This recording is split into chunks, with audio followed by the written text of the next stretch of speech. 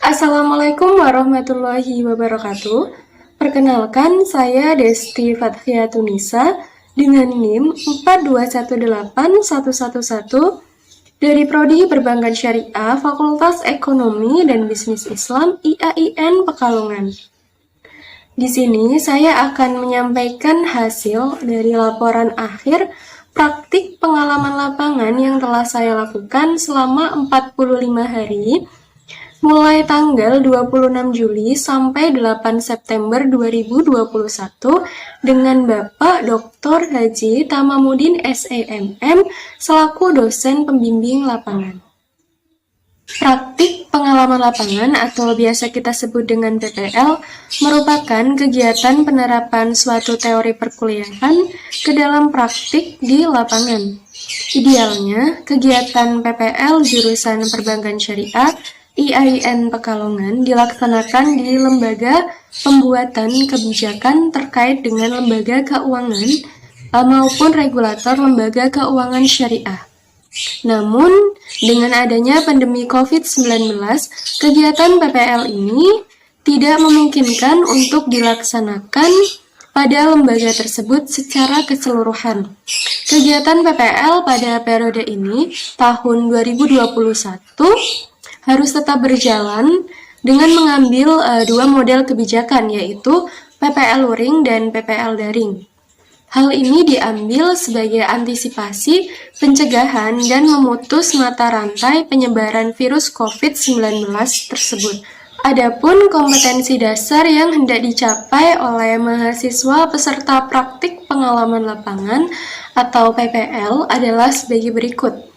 Pertama, memperoleh pengalaman praktik industri di bidang perbankan syariah maupun lembaga keuangan non-perbankan. Yang kedua, memiliki akhlak mulia, moralitas yang tinggi, etika, tanggung jawab, kepribadian, dan kemandirian yang baik sebagai seorang muslim. Yang ketiga, memiliki sikap toleran terhadap perbedaan adat dan budaya sesuai dengan prinsip kebinekaan. Yang keempat, bekerja sama dan memiliki kepekaan sosial serta kepedulian terhadap masyarakat dan lingkungan setempat. Yang kelima, mempunyai keahlian dalam menerapkan konsep dan teori perbankan syariah. Dalam pelaksanaan PPL ini, saya memilih model kebijakan PPL secara daring dengan teknik pelaksanaan yang benar-benar pure daring dan tidak terikat dengan lembaga. Dan bidang garapan yang saya pilih dalam PPL daring ini yaitu literasi perbankan syariah terkait dengan produk-produk perbankan syariah, kemudian finansial teknologi, e-commerce, perilaku konsumen, dan penerapan pemasaran relasional baik di media online maupun offline. Kegiatan ini bisa berbentuk posting konten kreatif, baik itu pesan, infografis, poster, karikatur, komik, video, dan lain-lain. Terkait lembaga keuangan syariah tentunya ya, dan bisa diposting melalui media sosial, yaitu Instagram, YouTube, blog, Facebook, Twitter, maupun media mainstream lainnya. Pelaksanaan PPL daring ini saya laksanakan selama kurang lebih 6 minggu. Kegiatan di dalam minggu pertama yang saya lakukan seperti 1. Melaksanakan bimbingan dengan dosen pembimbing lapangan terkait teknis pelaksanaan PPL daring. Kemudian, saya menyusun rencana kerja atau rencana kegiatan yang akan saya lakukan selama 6 minggu ke depan. Kemudian yang ketiga yaitu saya mencari sumber-sumber referensi untuk dijadikan sebuah konten digital literasi yang akan saya posting tentunya di media sosial. Nah, konten literasi atau konten digital yang saya buat dalam bentuk poster dan diposting ke media sosial yaitu media Instagram, yaitu terkait definisi perbankan syariah, kemudian prinsip dasar serta prinsip operasional yang ada di perbankan syariah, dan kemudian saya juga membuat tentang video literasi terkait dengan akad-akad perbankan syariah serta perbedaan antara perbankan syariah dan perbankan konvensional dalam bentuk video. Kemudian saya unggah ke media YouTube.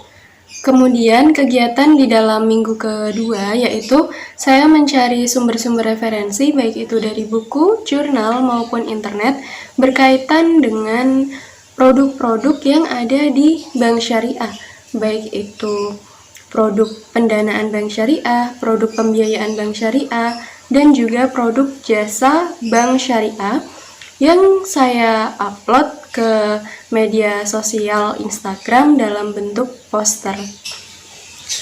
Kemudian di dalam minggu ketiga, kegiatan PPL yang saya lakukan yaitu saya melakukan wawancara dan sharing dengan masyarakat setempat mengenai minatkah mereka membuka rekening di bank syariah dan apakah mereka itu sudah tahu apa sih itu bank syariah dan apa perbedaan dengan bank konvensional. Kemudian saya juga mengunggah konten digital dalam bentuk video mengenai ajakan menabung di bank syariah. Kemudian saya juga memberikan contoh produk-produk bank syariah. Di sini saya ambil contoh produk yang berada di Bank Syariah Indonesia atau biasa kita sebut dengan BSI. Dalam minggu keempat, kegiatan PPL yang saya lakukan yaitu seperti biasa, saya mencari sumber-sumber materi atau sumber referensi yang akan saya jadikan bahan referensi pembuatan konten digital dalam bentuk poster. Nah, di dalam minggu keempat ini, saya lebih memberikan info atau memberikan konten digital dalam bentuk panduan atau tips dan trik. Bagaimana cara transfer ke bank lain menggunakan aplikasi mobile. Di sini saya ambil contoh BSI Mobile. Kemudian cara mengatasi kartu ATM yang tertelan. Lalu bagaimana cara mengganti kartu ATM yang rusak dan tips menyimpan kartu ATM agar tidak mudah rusak. Kemudian cara mendapatkan pembiayaan atau pinjaman di bank syariah. Lalu tips pengajuan agar pembiayaan tersebut dapat sukses. Kemudian kebijakan restrukturisasi, alur pengajuan restrukturisasi, kemudian Bank Umum Syariah yang terdaftar di OJK yang sudah menerapkan alur atau menerapkan kebijakan restrukturisasi. Kemudian di dalam minggu kelima, kegiatan PPL yang saya lakukan yaitu saya membuat atau mendesain konten digital dalam bentuk poster dan video mengenai definisi vintage, regulasi vintage, jenis-jenis vintage, baik itu meliputi pinjaman online, digital banking, digital insurance, peer-to-peer lending, crowdfunding, dan market aggregator, serta mengenai vintage di perbankan syariah yang kemudian video ini dan poster ini saya unggah ke media sosial, khususnya Instagram dan YouTube. Kemudian di dalam minggu terakhir atau minggu ke-6 ini, kegiatan PPL yang saya lakukan seperti biasa, saya mencari sumber-sumber referensi baik itu di jurnal, buku, maupun internet. Lalu saya membuat atau mendesain konten digital dalam bentuk poster dan video mengenai e-commerce, perilaku konsumen, dan pemasaran relasional. Dalam setiap minggunya atau selama 6 minggu berturut-turut ini, kegiatan PPL yang tidak saya tinggalkan atau intinya sangat penting sekali yaitu membuat laporan baik itu laporan dokumentatif, laporan naratif maupun laporan visual di setiap 2 minggunya. Dalam menjalankan PPLDR tentunya tidak semulus apa yang dibayangkan. Banyak permasalahan atau kendala yang saya alami. Adapun permasalahan yang saya alami yaitu yang pertama yaitu terkait teknis PPLDR dengan pengayaan pengalaman pure daring menggunakan konten digital. di mana teknis PPLDR yang pure daring ini tidak tertera secara jelas dan pasti di buku panduan, sehingga membuat saya sedikit kebingungan. Lalu solusi yang saya ambil dalam mengatasi permasalahan ini yaitu saya melakukan bimbingan dan bertanya kepada dosen pembimbing lapangan serta sharing-sharing dengan kakak tingkat yang sebelumnya sudah menjalankan kegiatan PPLDR pure daring, sehingga dari bimbingan dan sharing-sharing tersebut saya dapat gambaran bagaimana teknis PPLDR yang pure daring tersebut. Kesalahan yang selanjutnya itu berkaitan dengan proses pembuatan rencana kerja atau kegiatan, di mana dalam prosesnya atau proses pembuatannya saya sedikit merasakan kebingungan ide-ide apa saja atau kegiatan-kegiatan apa saja yang relevan dijalankan atau dilakukan dalam kegiatan PPL setiap minggunya. Solusi yang saya ambil dari permasalahan ini yaitu saya lebih banyak atau sering membaca tentang referensi-referensi baik itu dari YouTube, buku maupun dari jurnal yang kemudian saya pilih dan saya kualifikasikan mana yang paling relevan untuk dijadikan sebuah kegiatan atau konten digital dalam setiap minggunya. Permasalahan yang selanjutnya yaitu berkaitan dengan pembuatan desain poster maupun video. Nah, dalam proses pembuatan desain ini saya sedikit kebingungan dan merasa kesusahan karena saya sendiri merupakan orang yang awam dengan dunia perdesainan. Sehingga saya membutuhkan waktu yang tidak sedikit untuk belajar terlebih dahulu bagaimana cara menjalankan aplikasi-aplikasi desain seperti aplikasi Canva, KineMaster, Qton maupun sejenisnya, sehingga membuat atau memperlambat proses pembuatan desain.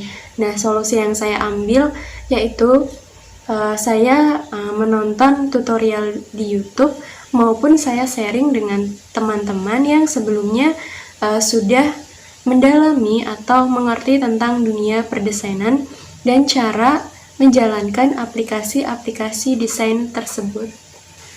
Permasalahan selanjutnya yaitu berkaitan dengan interaksi antara saya dengan pembaca, di mana setiap konten yang telah saya unggah ke media sosial, baik itu melalui Instagram maupun YouTube, masih sedikit yang meresponnya.